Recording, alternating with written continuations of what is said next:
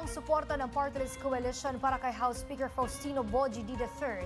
Ipinakita nila yan sa pamamagitan ng isang manifesto na personal nilang iniabot sa Speaker. Si Zai Chua sa detalye.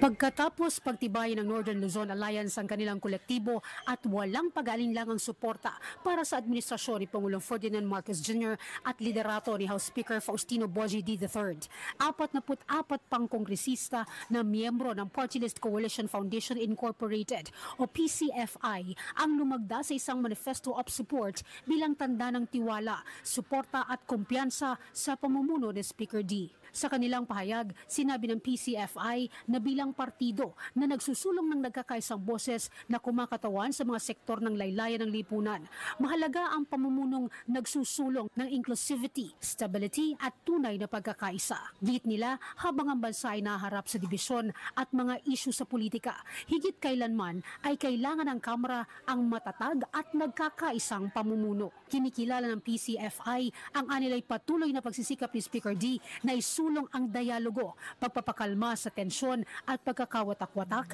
at pagpapatatag ng ugnayan ng mga miyembro ng Kamara sa mga sandali ng kaguluhan sa politika. Dagdag pa ng koalisyon, ang kanilang suporta ay patunay ng kumpiyansa sa kakayahan ni Speaker D na mamuno ng may katarungan at transparency sa kritikal na panahong kinakaharap ng bansa. Pinangunahan ni Deputy Majority Leader at TGP Party List Representative Bong Teves na siya ring presidente ng PCFI ang pagsusumite ng manifesto of support kasama ang 44 na mga mambabatas na lumagda dito. Para sa totoong balita sa Bagong Pilipinas, Zai Chua, Congress News.